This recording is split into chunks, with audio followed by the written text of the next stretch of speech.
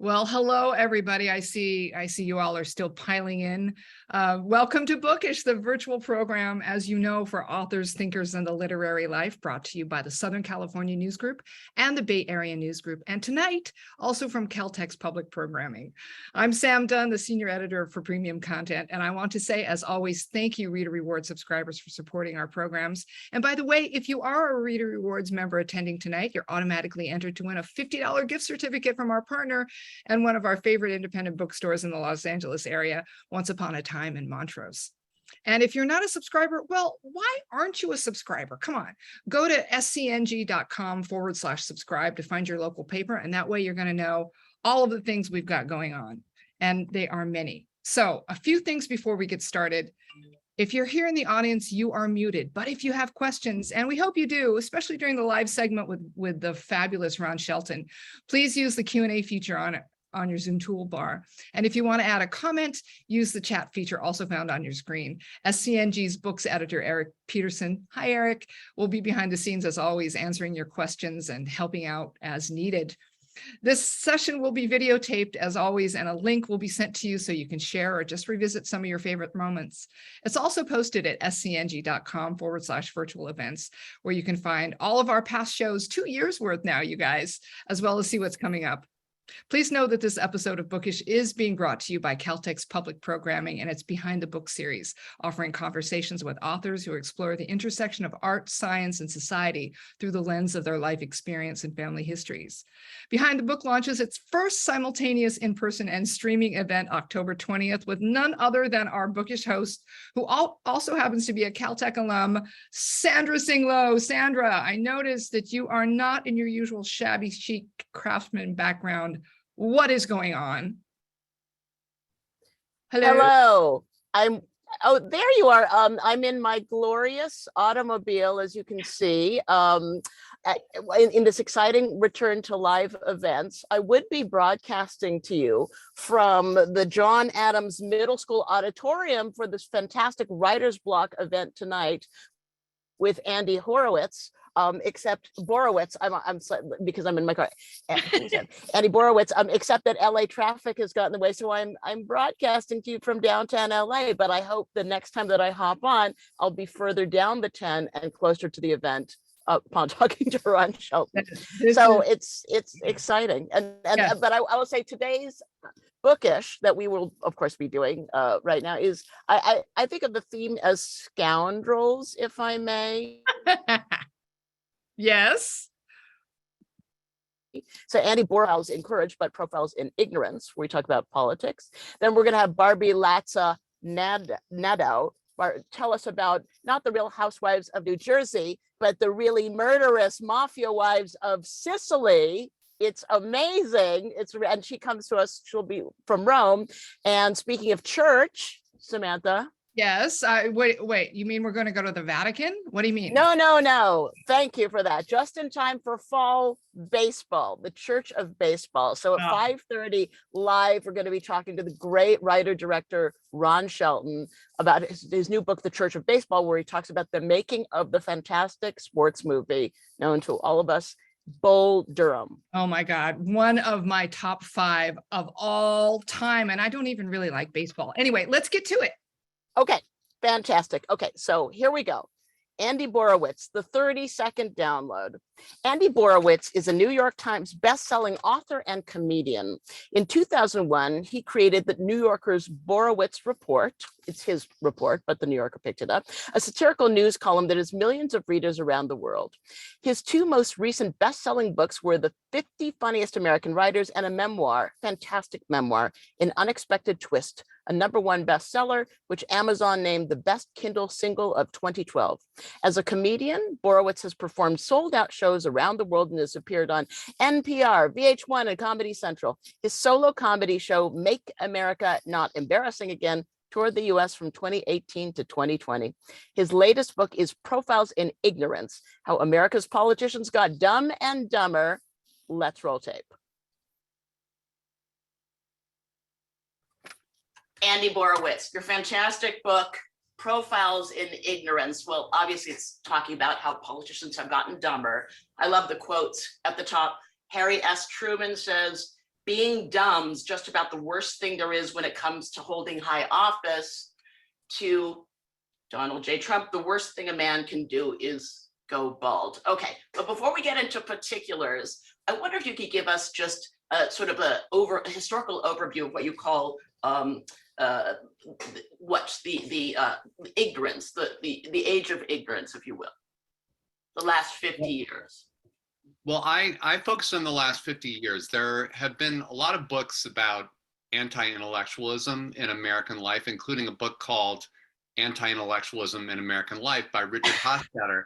And he says this whole trend actually started back with the Puritans, because the Puritans were very learned and they read a lot of books. And then some evangelicals came in from Holland and places like that, and they started rolling around on the floor and writhing and doing all kinds of crazy theatrics. And naturally, people liked them better because they were more entertaining. So I'm sort of playing catch up here, given the fact that this trend started in the 1600s. But I decided to focus on the last 50 years because what's different about the last 50 years, which I call the age of ignorance, is that it's the mass media age. It's the TV age. And television really accelerated this whole process of anti-intellectualism because it became more important to perform than to know stuff. And so that's really where my focus began. Yeah, where your makeup is more important than what you say, or people remember that famous debate between JFK and Nixon, et cetera, et cetera. And then binary oppositions occur: us versus communists, us versus terrorists, us versus scientists. So, okay, so to jump into then the three stages, if you will, and I know particulars will come up, and the examples you give are amazing. It's such horrifying, hilarious, unputdownable reading. So you talk about the three stages of ignorance: ridicule, acceptance, and celebration. Can you? Yeah, let me break those down for you. So it does break down into these three phases. The ridicule phase, politicians who were dumb, and by dumb I mean ignorant, didn't know things. Dumb politicians had to pretend to be smart. The public still demanded that politicians know some very basic things, like some basic geography, maybe basic math. They were actually supposed to be able to spell. And if you misspelled a word, say, I want to know potato, that created real problems for you. It's kind of a nostalgic time to think about that now, when spelling actually mattered enough that spelling potato wrong could actually tank your career. But that's the way so it was. many memories of Dan Quayle famously with elementary school kids. For those who don't remember, and I asked my 20-year-old, do you know who Dan Quayle is? And it's like a blank, but the potato was on the board and he said, I think you have something missing there, and famously added the E. Yeah, it was a middle school classroom, and there was a kid named William Figueroa, and he had spelled potato correctly, and Dan Quayle corrected him by adding an E, thus disfiguring his correct spelling. But that really hurt Dan Quayle's career. Now where a president of the United States can misspell basically 5 times a day on Twitter, when he was still allowed on Twitter, it shows that our values have changed somewhat. So that was the ridicule phase. Dumb politicians had to pretend to be smart. The acceptance phase, which really kicked in around the year 2000, dumb politicians were allowed to embrace their dumbness, embrace their ignorance. And the avatar really of that period was George W. Bush, because George W. Bush, a lot of people may remember, benefited from a poll, which was called the beer poll, sometimes it's referred to, where voters were asked, who would you rather have a beer with, George W. Bush or Al Gore? And people preferred George W. Bush, a recovering alcoholic who had a DUI. They wanted to take him out for beer for some reason.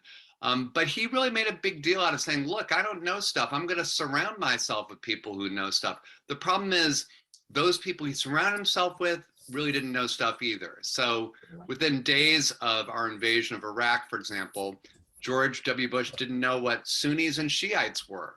So that's the kind of important thing to know. And it sort of makes you wonder whether wanting to have a beer with a president is really the best benchmark. Maybe you want somebody who actually knows what Sunnis and Shiites are, and then can also go out for a beer. Maybe that's. Right, I think that was a Samuel Adams marketing campaign. So this was not a political, it was like marketing. You are correct. I talk about that in the book. You know, it's become part of political lore and orthodoxy that's an important question to ask voters. People ask it really now every election. They say, who would you rather have a beer with?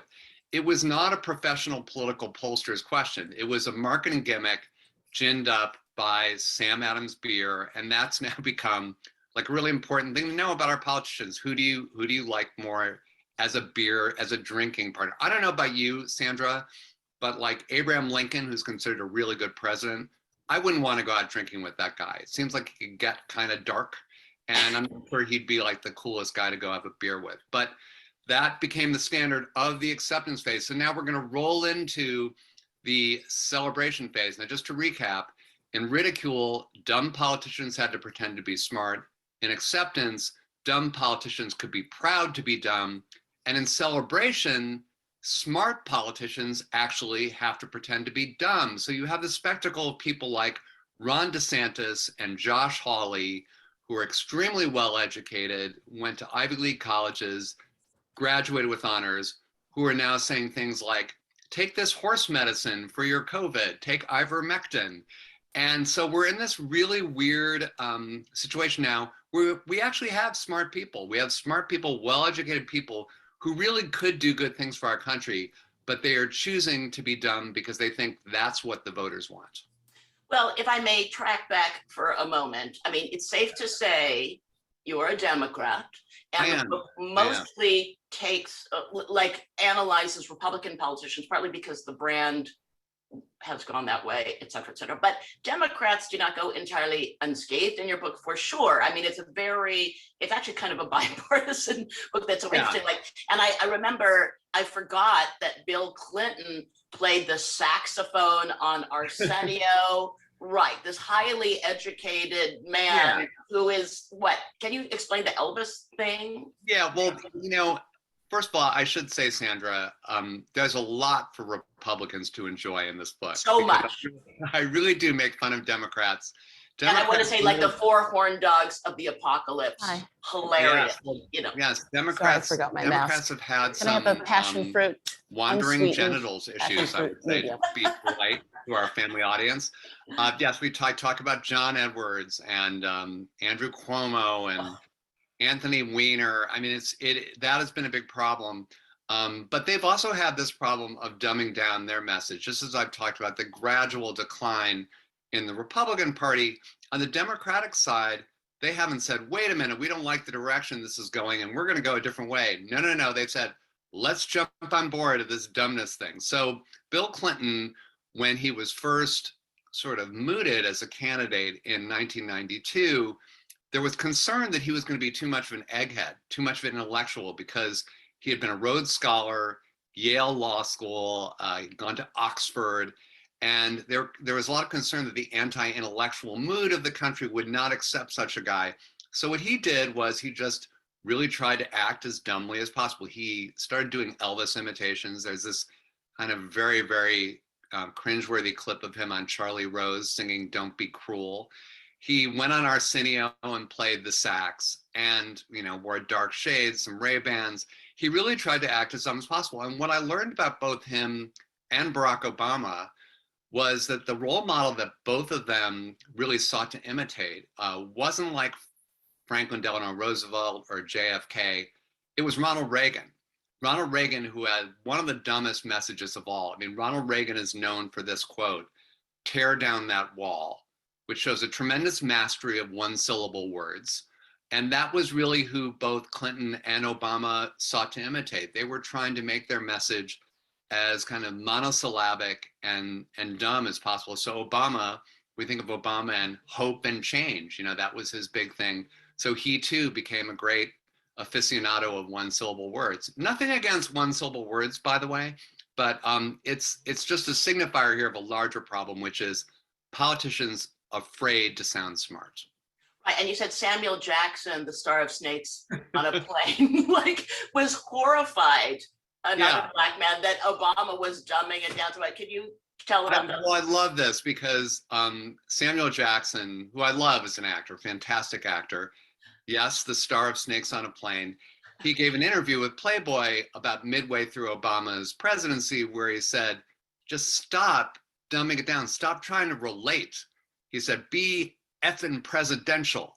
And I just love that, like even Samuel Jackson, who is not known for his intellectual presentation in the films that he makes, he's known for being kind of down to earth. He found Obama too condescending. He thought Obama was really, really playing to the cheap seats, and he really wanted to see him tone it up a bit. And I think the problem that the Democrats have had traditionally is that they usually went the other way. They went for the extreme egghead, like in the 1950s, Adlai Stevenson. They kept on nominating Adlai Stevenson, who would use endless vocab words in his speeches, and no one knew what the hell he was saying. And then they went for people like Michael Dukakis, and they just kept on going. But everybody in the Eugene McCarthy, Hubert Humphrey, they were Paul all Simon in a bow tie. Simon in a bow tie. They were all such Poindexters, and so they kind of were going in the completely different direction. And then they kind of overcorrected with Bill Clinton playing saxophone and imitating Elvis. So what I would argue is there's probably something in between. Like JFK probably struck the right note. Like he was very smart and he surrounded himself with a lot of intellectuals, but he kept his message kind of understandable. Ask not what your country can do for you, which is something, by the way, that he borrowed from a Republican, Warren G. Harding. So it's kind of a bipartisan message, national service. Harry Truman kept his message very simple. He was a plain spoken guy, but he was very, very well read. So I don't think that the two things are mutually exclusive. You can still appeal to people, but you don't have to be dumb or pretend to be dumb. Right. I love that Warren G. Harding actually has an almost sympathetic take in this. At least he knew he wasn't quite up to speed. And I think the other thing that your book is so historically rich and hilarious, and the footnotes alone, that when Elvis was asked what politician he liked, Elvis himself was an Adlai Stevenson fan. So, okay. He said, I don't dig all that intellectual stuff, but he knows the most, man. What's that? The most, man. Elvis. He knows in all one syllable words, which is great. Okay, so to round about, I wish we had the whole hour because this is so great. The message of your book ultimately, though, and I guess I would pose it this way to get 2 points in. I mean, so Andy Borowitz, New Yorker columnist, your analysis of Sarah Palin's prose it's hilarious if it wasn't actually real, and it also is. And you kind of surmise that if she were to write a novel, it might resemble Finnegan's Wake, which is, of course, quoting an Irish writer. So are you not, Andy Borowitz, the tough question, are you not yourself like an Ivy League educated man, and are you yourself not an egghead? And then to what extent should people, what message should they take home from your book? Is your book the solution? Well, it's a solution. I offer a solution. Yes, I am an Ivy League graduate, and you're sort of dancing around this a little bit, but I'm going to call myself out. I am an elitist. I consider myself the Ted Nugent of elitism. I own my elitism. And by elitist, all I mean is I think that the president of the United States should be smarter than I am. I mean, I have kind of an easy job. I just sit around all day and type nonsense. The president of the United States actually has to deal with shit. So like, I want that guy to be smarter than me. That's all I mean by elitism. In terms of my solution, I talk a little bit about this in the conclusion of my book, because people have said about this book and gotten some really nice reviews. One reviewer said that it makes you laugh, cry, and swear at the same time. So I guess mission accomplished. But in addition to making people laugh and cry and swear, I want to give people hope. And the book does have a hopeful message for this reason. History, as we learn in this story, does not move in a straight line. You can be in the Dark Ages, and before you know, it's the Renaissance. Now, I don't think we should wait around hundreds of years for that to happen, but I think we can help bring about that Renaissance. And the way we can do that is by getting off Twitter, getting off social media. Don't watch cable news. Don't refresh 538.com endlessly.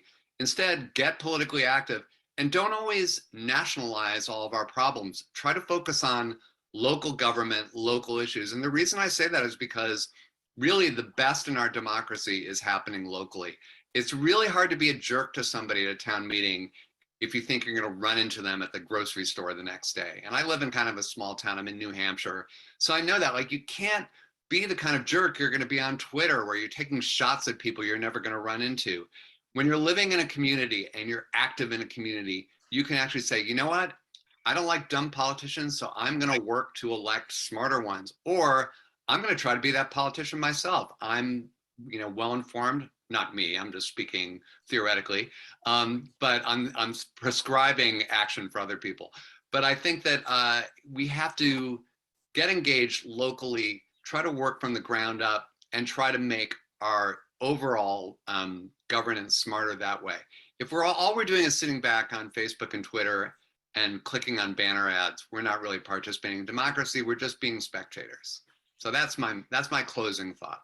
Yes, and I think it's beautifully said, and in your book, that we're more actually together than we are divided when we get away from the mass media. Still, after you go to that town hall meeting, you can kick back and read Andy Borowitz's fantastic book, Profiles in Ignorance, Democrats and Republicans. There's much to savor, independents, vegetarians. It's such a fantastic book, and you're a great writer, and we appreciate your being on. Thank you, Mr. Borowitz. Thank you, Sandra. Well, that was exciting. Hi, Sam. I'm now at Starbucks in downtown LA. Isn't it exciting? So thrilling. Okay. Can you do the 60-second download for Barbie, or do you want me to take over? Download. Okay, so next up, we have Barbie, Latza, Nadeau, the 30-second download. Barbie Latza Nadeau is an American journalist and author who has lived in Rome, Italy since 1996. She's worked as the Rome bureau chief for Newsweek magazine and currently holds that position for the Daily Beast. She's an on-air contributor for CNN and a writer for Scientific American. Barbie's first book, Angel Face, about the murder of Meredith Kercher and the criminal trials of Amanda Knox, was adapted for film in 2011. Her 2016 book, Roadmap to Hell, Sex, Drugs, and Guns on the Mafia Coast, chronicles the tragic journeys of Nigerian women trafficked for sex in Italy. Her newest book is The Godmother, Murder, Vengeance, and the Bloody Struggle of Mafia Women. Because she's in Rome, we spoke to her at an earlier hour. Roll the tape. Barbie, welcome to the show. It's great having you. Your wonderful book tells the true story, although, as you sometimes say, truth can sometimes be hard to pinpoint, of mafia women, particularly mafia wives. So just for context for our viewers, American viewers are used to thinking of mafia women or mafia wives as like Carmela Soprano. In HBO Sopranos, she wears tacky, loud jewelry, colorful fingernails, has a showy lifestyle. When she asks 20 for money, she says this much. You seem to indicate that's not an entirely accurate picture of mafia women, especially in Italy. Can you explain? No, that's absolutely right. There is no Carmela Soprano in my book, because that woman is something I think we all like to watch on television, and we like to imagine that that's what mafia women are. But the reality is very different than that. They may wear gaudy jewelry and painted up fingernails, but their role in life is a lot more serious, and they are criminals. The women who are involved in the Italian organized crime syndicates, whether it's the Sicilian mafia or the other syndicates, are cold-blooded killers in many senses. They're money launderers. They threaten people. They destroy livelihoods. They're criminals, and they're bad women. Well, you said it there. And I think that before we get to the fascinating main real-life character in your book, I mean, you suggested why their story isn't often told accurately for various reasons. Can you just tell our viewers why? Yeah, I mean, the main reason that the story of mafia women and empowerment in Italian organized crime isn't told is because most of the tellers of these stories are men. And I am a big fan of men. I have nothing against men. But it happens to be that the research to date has mostly been done by men, and they tell a different story, especially in the context of Italy's patriarchal society. And if you read the book, you'll notice that all the people I quote in terms of researchers are actually not men. And there are a lot of very, very smart women out there researching women's roles in organized crime. And I relied on them rather than the male version of it. And I think we get a different picture because we understand that while the Italian society doesn't put women in the place where they should be, they also don't think they're bad enough. In many ways, a lot of the Italian women, Italian mafia women, flew under the radar because the authorities didn't think they were smart enough or bad enough, and they literally got away with murder in many cases. Which brings us to your main character, the indelible Pupetta, little doll. Such an astonishing story. I wonder if you could tell the viewers a little bit about her story and why she's the centerpiece. Well, Pupetta Maresca committed her first murder when she was 18 years old and 6 months pregnant. And she carried out the vendetta against the man who ordered the murder of her mafia husband. Now, this is in Naples in the 1950s. And it's something that women don't do now, and they certainly didn't do that. And there was no feminist movement going on the same way it was going on in other parts of the world in Italy at that time. In fact, Italy was suffering through post-war rebuilding and many, in many ways the same way they are after the COVID pandemic. But the country was on its knees. The organized crime syndicates were filling the vacuum where the state was missing. And Pupetta was married to Pupetta grew up in a crime family. She married a criminal and of a higher standing than her. And he was in prison, and when he got out of prison, there was a fight for territory, and the man whose territory he wanted ordered a hit on him and killed him. She was pregnant, she loved him. And the reason she decided to murder this man, and I interviewed her when she was in her 80s, so by then, she'd served time in prison. Her first son, who disappeared, was born in prison. She ended up marrying or hooking up with another mobster, having twins with him. But the reason she told me that she took care of that vendetta herself is because if she hadn't done it, she would have been literally a trophy wife and handed over to the man who would have, assumably the man who would have carried out the vendetta. And she didn't want that. And that's one of the things that drew me to her, that in spite of all of the bad they're doing, we're talking about evil. We're talking about everything going on in the context of evil. But when you look at the courage and the strength that a lot of these women had, and continue to have in that context in which they can't escape, it's notable. And I thought that her story was notable because of her courage and because, sure, she committed murders, 3, but you can kind of forgive her for it because she had no choice.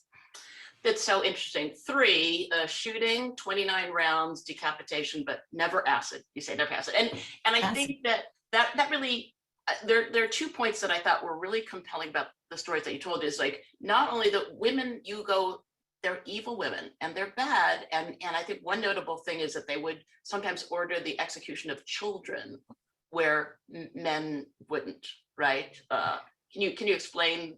Sure. I mean, there are rules, and in any lawless society, the rules are very important because in order to stay, to have the complicity that you need, in order for people to have the loyalty that's required in organized crime, there are rules that are set. And for many, many years, the rule was don't hurt women, don't hurt children. And as Italy started to clamp down on organized crime and more men were put in prison, the women filled that vacuum. But when the men got out of prison, if they got out of prison, they were doing such a good job in many ways, in many occasions, they were let to stay. They were allowed to stay. But one of the things that the women do better, and I say better in terms of like worse, how you and I would consider it, but better in terms of in their own context, it is carrying out vendettas and threatening and killing and maiming. And one of the things they knew that would hurt other women most, women in other clans most, is if they killed their children or threatened their children. And that's something that men didn't do. They didn't cross that boundary, but women thought, oh, I know how to get to this family. Because in many ways, if you get to the woman of the family, the mother, the wife, the daughter, you're going to be able to do more damage within that clan. And the women, time and time again, were far worse than the men ever were, and continue to be so.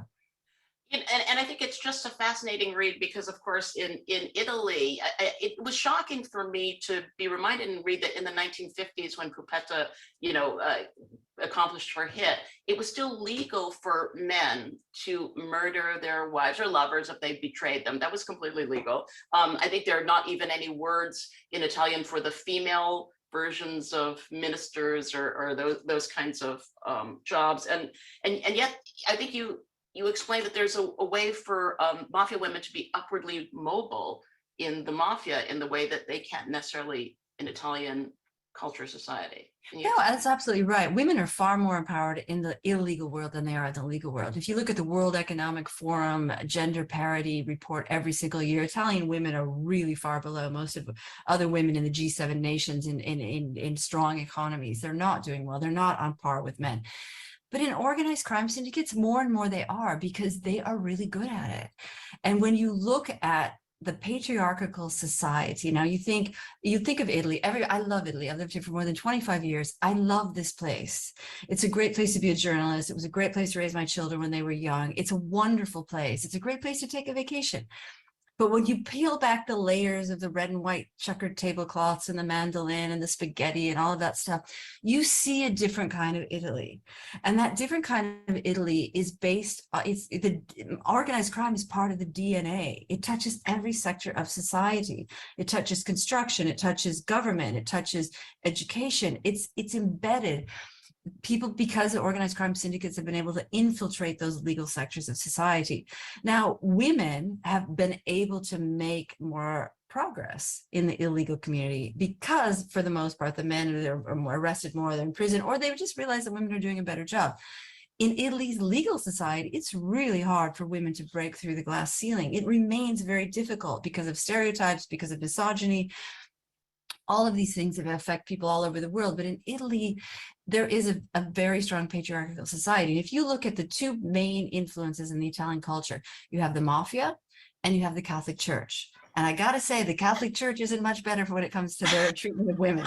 And so, the second most powerful institution in Italy, the second most, the mafia being the first. Yeah, and I think that you so wonderfully described, the red checkered tablecloth, and but that could be, it could be a waiter, it could be a groundskeeper, the mafia is everywhere around. And I think the way you describe women, and I think as a woman journalist, I think it's so funny because it's so beautiful the way you describe how these mafia women talk to you, and you can never be sure. I love how you say, she said it a bit too offhandedly about how easy it was to get up, and you go, I don't think you're constantly, I think as a female, watching the woman and going, I don't know, I'm getting the complete truth. And I think that Pupetta once said, I think it's a great quote you have, Pupetta once described sex appeal and the use of blatant flirtation as a sort of flammable oil that makes tricky situations go smoother, but then can ultimately blow up and turn deadly.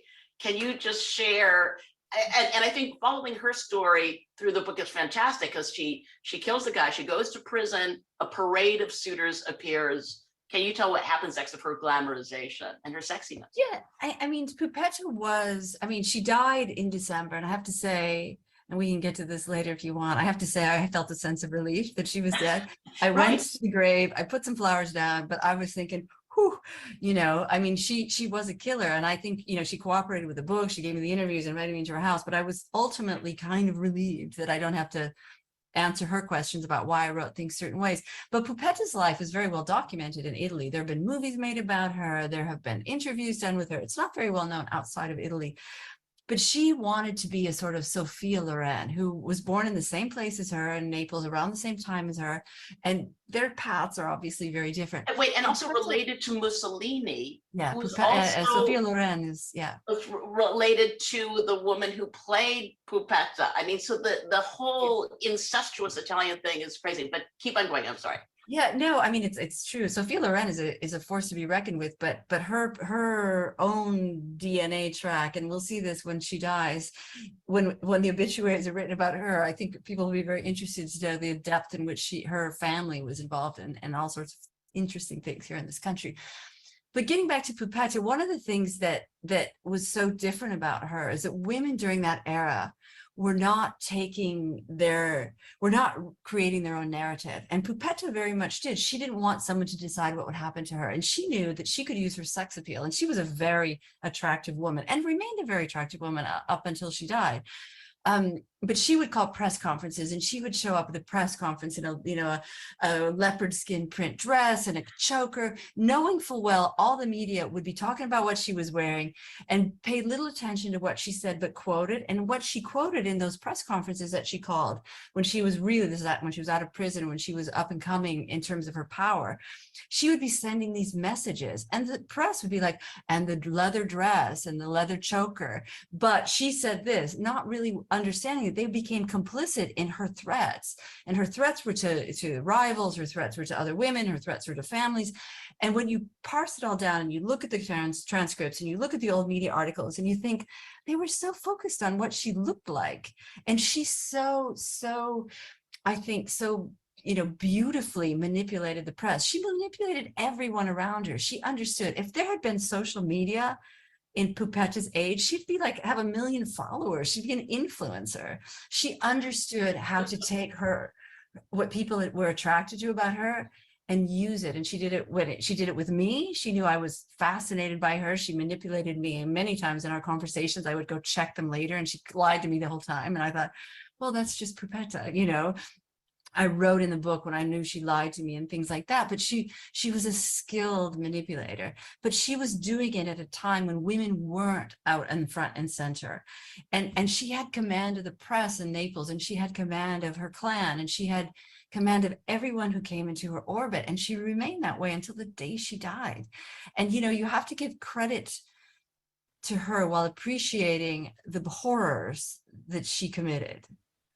You have to give credit to a woman who's in the mafia and a man who's in the mafia. They can leave that group in a coffin or in a police car. You can't just wake up one day and say, I'm going to do something different. I'm tired of this.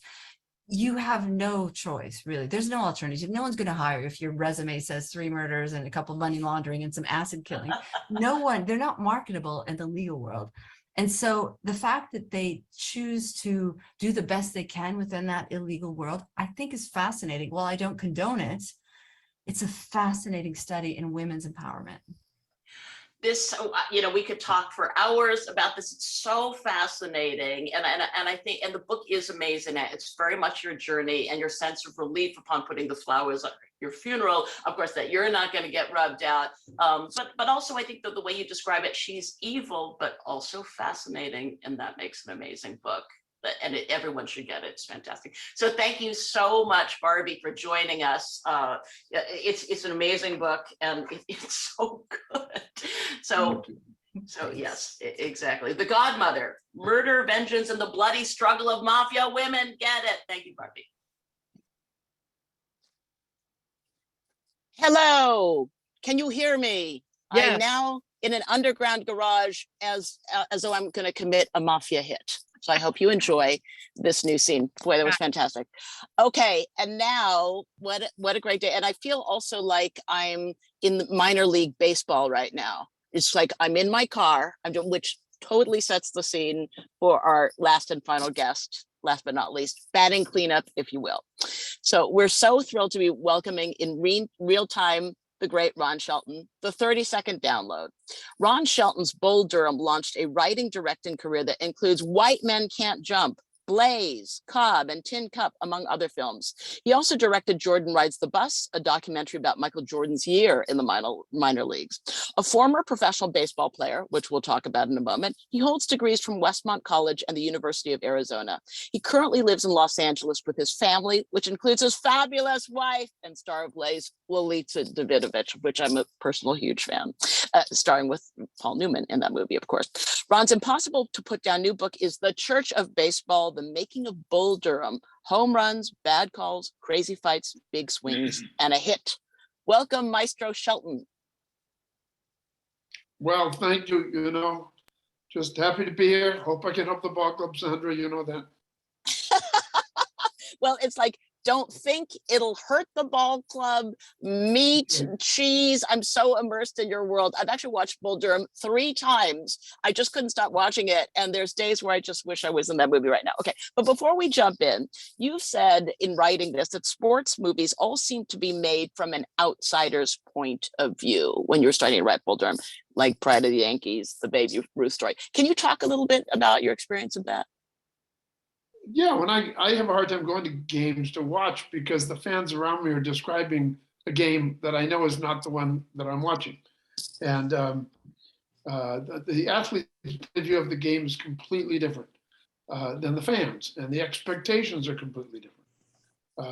And the athlete, you know, the sports writers act as if the local team, that they deserve victory. The sports writers are failed writers and failed, you know, athletes. That's who sports writers are.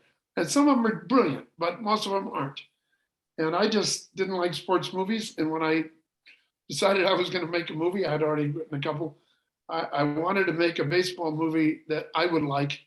Even if I never worked again, I thought, well, that's a sports movie I like. Having no idea that it was going to be a hit and a phenomenon. But the athlete isn't looking, the athlete's, you know, the fan doesn't know the athlete's dealing with girl problems, wife problems, health issues, fights among players on the team, financial issues, injury. I mean, they have no idea what's going on the field, and the announcer's not allowed to tell you the truth of what's going on in the field. So I wanted to tell you what's going on in the field, in the dugout, in the locker room, in the shower, on the bus. I can go home with the apartment with the boy and the girl and see I can get in their head and hear what they're thinking. So that's all I'm trying to do. So to go back, and the book is really a fantastic read. And I think one thing that it comes out is in your background, how literary you are. I mean, of course, in college, you were interested in 18th century English lit, Jonathan Swift, Pope, etc. Hemingway, you said, write drunk, edit sober. But you also became really interested in Albert Camus, who, aside from The Stranger, Myth of Sisyphus, and the Plague, was a serious soccer player, a goalie. You discovered Samuel Beckett's love of cricket. And then you write, I begin to think that Camus and Beckett were labeled absurdist, not in spite of loving sports, but because of it. Sports is both absurd and ordered and full of unknown consequences. A game means nothing and it means everything. So is that sort of inspire you as a writer, as an artist, right? Sports. Yeah, that it was a seamless transition. I didn't think how did you get to the arts from sports? It seemed quite natural. It seemed related. It seemed different version of the same thing, to be honest. Yeah, you would get up at 9 and write, and then at 3 play pickup basketball. So you really combined the two a lot. Yeah, once I was done with baseball and I needed a job and started selling screenplays, I would write in the morning and play basketball in the afternoon. That led to White Man Can't Jump, by the way. But look, the oldest saw in the world, you've said it a million times, write what you know, write what you know. If they could offer me $1 trillion to write a sci-fi movie, and I would have to pass on it because I don't know what Death Stars are like or Darth Vader. I can't think like that. I just think in terms of human behavior in front of me, around me, that I experience, and that's all I write about. And I think one thing that is so visceral in Bull Durham in particular is life in the minor leagues, which you played. And you know, people know you are a professional athlete yourself in the 60s, I believe, where you got $500 a month and your per diem was $3 a day. And you said, as opposed to kind of the cool commercialism of the major leagues, the minor leagues had such a feel, you know, like the vaudeville of it, the get butts and stands. Can you talk about a little bit about your love of that? Yeah, by the way, by the time I got to AAA, I was up to $900 a month and $750 a day meal money, just so you know, I got that far.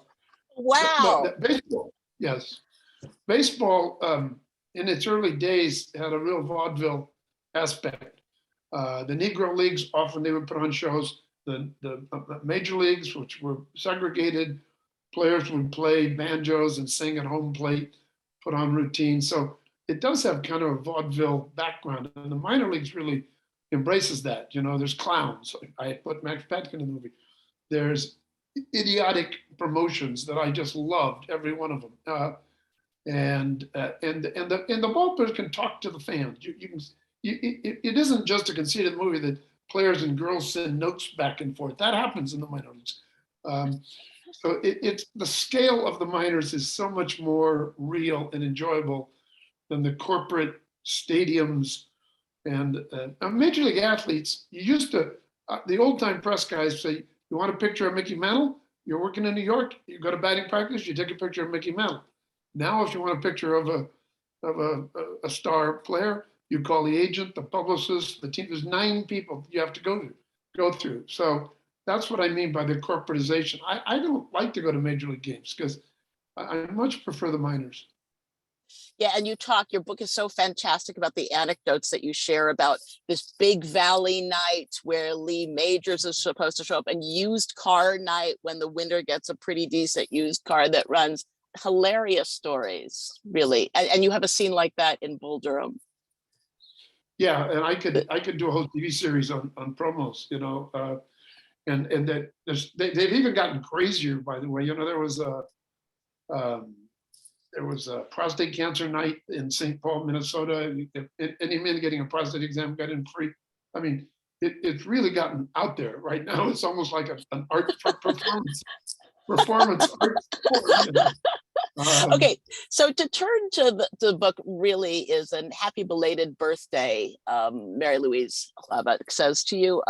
So the book is really about filmmaking, and it's really fantastic. And I think you describe filmmaking itself as kind of a contact sport. John Huston once said, directing a movie is like going to war. You talk about fighting the fights that didn't need fighting, directing. I mean, can you tell the viewers a little bit about, if they want to direct a movie, beware? I mean, what was your experience in Bull Durham? Well, it's a fight. You're going to have to fight for everything you believe. And these days, if you fight too much, you're considered difficult, where 30 years ago, you're considered passionate. So you've got that. That's a corporatization problem. I think I'm easy to work with, but if you don't lie to me, I'm really easy. But the corporations don't like you to argue for your case. They want you to bow down to and I'm not good at that. So, but I think the book is really about, at least from my perspective, the creative act, the creative process, the writing. Where do ideas come from? For me, I have to put my life into scenes, or I don't know how to write them. I'm not a very good mercenary writer. I'd make more money if I did. I have to write what I have been through or I see around me. So I know that I really think it's a book not about baseball. It's just about how to make something, how to tell a story, what to listen, what voices to listen to and what to not listen to.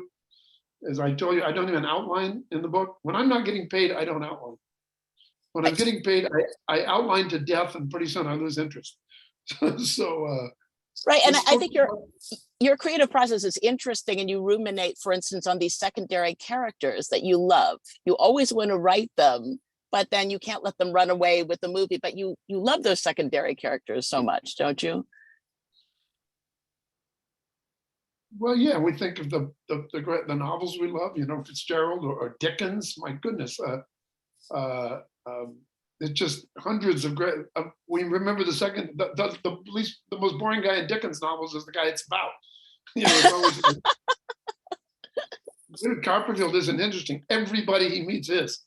That doesn't work either. But yeah, I want if a pizza delivery guy has 2 lines, I want him to be memorable, and for us to think, wow, there's a whole movie you can make about that guy.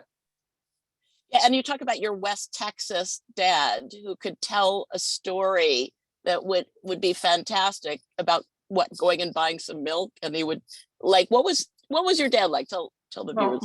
I dedicated the book to my father and mother. My dad was near Bakersfield, Taft, and grew West Texas. That's where the family's from. But I grew up in Southern California. But that was the influential side, in the sense that they were Baptist, church-going, rock-ribbed, hardworking people, and they could tell stories that went for days, and they were wildly entertaining. And at the end of it, you realize nothing really happened, but you'd be on the edge of your seat. So I have to make sure I'm not, as a screenwriter, entirely replicating that, and things have to happen. But the attention to detail, I think,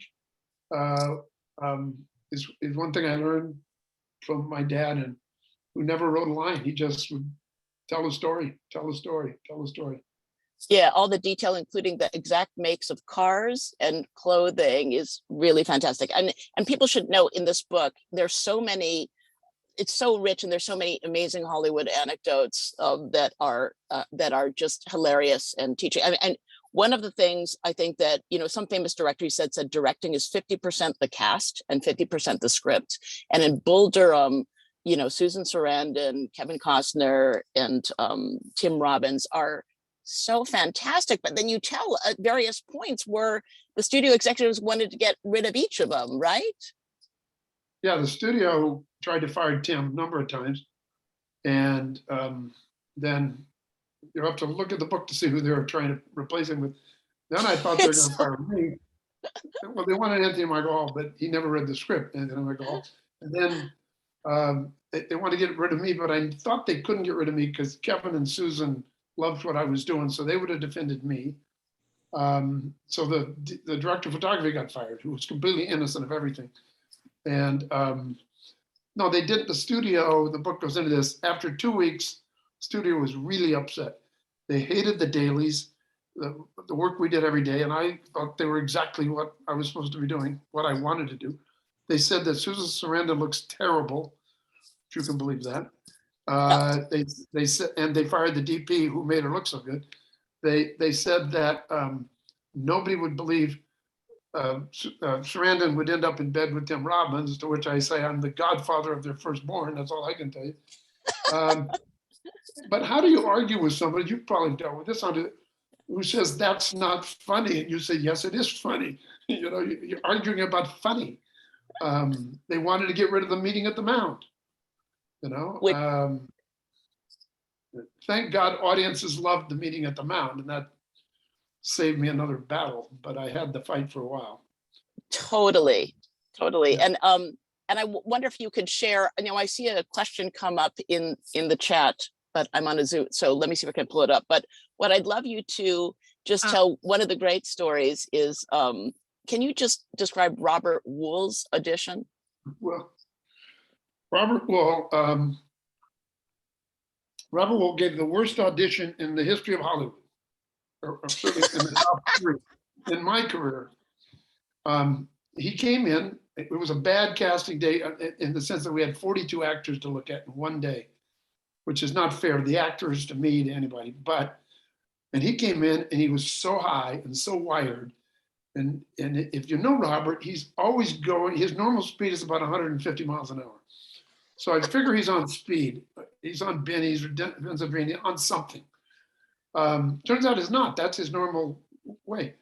And he's yelling, he's talking fast, he's bouncing around the walls. He's talking about Tim McCarver, the former catcher for the Cardinals, who's now an announcer for Major League Baseball, and talking about William Bendix is the worst, baby. Oh, he didn't ever get to the script.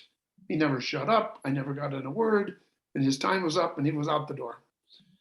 It was really bad. And the casting director, Bonnie Timmerman, is one of the giants, and she's out of New York. She said, I am so sorry I brought him in. That's so embarrassing. And I said, hire him right now. Hire him immediately. Don't let him out of the building. And now I was a first-time director, so everybody thought I was, crazy anyway. I'm going to make terrible decisions. And she said, no, I can't. I said, you got to hire him because I cannot teach what he did. You can't coach it. You can't teach it. I can shape it. I can direct it. I can find a way to use it, but I can't invent that. And of course, he's great in the movie. And I found way more stuff for him to do in the movie than was in the script, just because I knew, and he takes direction. But you got to shoot his close-up at the end of the day where he's tired and getting down to normal size. And we became great friends. And regarding film, and then I'll have maybe Samantha jump on for a moment to ask the question or two that was in the chat.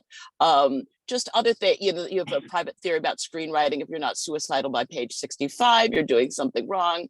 Sam Peckinpah said a film is a collection of cliches. That was so interesting of how you describe remaking cliches. But of course, also there's a phrase that Crash says that you feel you got to play this game with fear and arrogance. Is that how you feel? I do. That's about as close a line to me in real life, because we all are, terrified of everything. There is, work, money, finances, religion. Fear can take us over. So we have to approach everything as if you know what you're doing. That's the arrogance. The confidence is sometimes self-manufactured. And that's where you find out who you actually are. I do believe that more people are afraid of success than failure. I know people say I was afraid to fail, and I tend to think, nah, you're afraid of success. Because if you're successful, the spotlight is on you, everybody's out to get you, and you got to repeat it. You got to keep winning. Remember, John Wooden, when he won 6 championships in a row and then he lost one, they were calling for his job in Westwood. You know, I mean, you can never please. Expectations are the killer, expectations. So fear and arrogance, which then, of course, Nuke says fear and ignorance, proving that he's growing up, he's getting, you know, he's actually maturing and learning the lessons from Crash and Andy. So yeah, that's one of my favorite phrases. Yeah, I love it. So we're just about out of time. Samantha, do you want to ask a question from the chat, which I can't see? Yeah. Given the, okay. You just jump in. We've just had one question, Ron, from John Simon, who says, "Hi, Ron. As America's pastime, what battles does baseball have ahead of it for keeping America's attention, do you think?" Get rid of Rob Manfred would help, the commissioner. The owners are too greedy now. They're actually not investing in the minor leagues. 40 minor league teams were removed because the major league teams, which by the way are paying $300-400 million for 10-year contracts to players. They have $5, $6, $8 billion TV contracts. You can afford it, guys. You can afford it. The plutocrats can afford to have a team in Waterloo, Iowa. Okay, but they're other than that.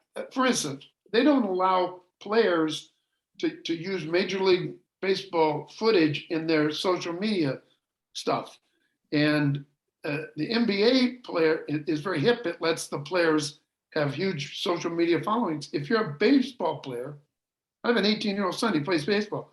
He never watches it on TV. It's all social media. Why isn't baseball allowing players to connect with the young audience through the form of communication that they all communicate with? That's baseball's head in the sand. They are starting to speed up the game. I actually agree with those decisions. Well, fantastic. Thank you. Well, Samantha, thank you. The great Ron Shelton. This fantastic new book is The Church of Baseball, The Making of Bill Durham, Home Runs, Bad Calls, Crazy Fights, Big Swings, and a Hit. I'm Sandra Tinglow signing off from behind my steering wheel. Take it away, Samantha and Eric. Thank you, Ron. Thank you, Sandra. My gosh, that was the most Mercury retrograde episode we have had. I want to thank our production manager, the Oz behind the curtain, Julie Corlett. And you guys, don't forget the copies of tonight's books are available at Once Upon a Time bookstore. But you don't have to wait that long for great content on authors. Sign up for the Book Pages newsletter from our books editor, Eric Peterson, and subscribe to our papers, of course, for more news. Eric, we've just got a couple minutes. Are you still there? You want to jump on and say what we've got coming up, or sure? Anything? Yes, I'm in my, no, I'm not in my car. I'm hoping that Sandra is going to come pick me up soon. But in the meantime, I will say coming, you can read it online now, but coming this Sunday, we've got 17 books that you'll want to look at in the fall. I would say 17 books that you need to read, but that just seems cruel and unfair because there's so many books to read. But there's great stuff coming. There is Less is Lost from Andrew Sean Greer. There's 2 new Cormac McCarthy books. There are books from Bob Dylan and Nick Cave. Lots of people. It's a great piece. It's written by the journalist Michael Schaub, who book nerds know who he is. He's a wonderful guy, a total sweetheart. We've also got an essay that people might want to check out about the kind of real life history that goes that's behind a book that's coming out, a mystery, and it's set in it's the history of sort of fascist and Nazi sympathizers in LA in the 40s.